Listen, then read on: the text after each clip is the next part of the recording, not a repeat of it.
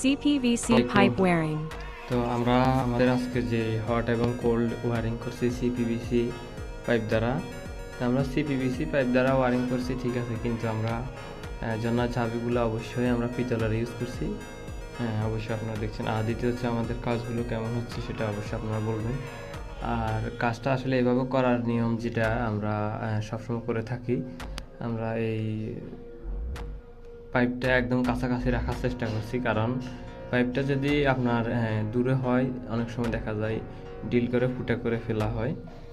আমরা এই কাজ নাও করতে পারি, অন্য কেউ করতে পারে।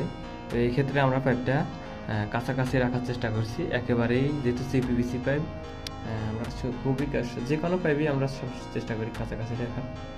আর এই যে এইখানে পিলার পড়ার কারণে আমরা ফ্লোর হয়ে এই যে এখানে যে লো প্যানের যে ট্যাপটা আছে সেটাকে পিলার থেকে আউট করে দিয়েছি, যেন পিলার কাটা না যায় এই জন্য।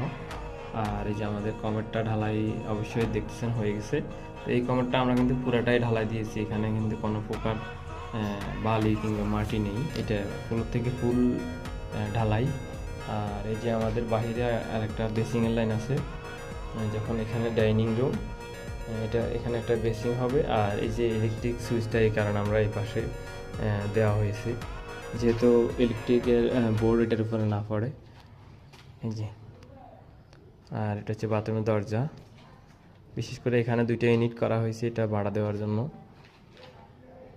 আর একটা ইউনিট, এখানে একটা কিচেন রুম আছে, এখানে দুইটাই কিচেন রুম, পাশাপাশি ওইটাও কিচেন রুম। তো আমরা এক ইউনিটের কাজ করতেছি, আর এক ইউনিট আমরা পরে কাজ করবো এই আর কি। তো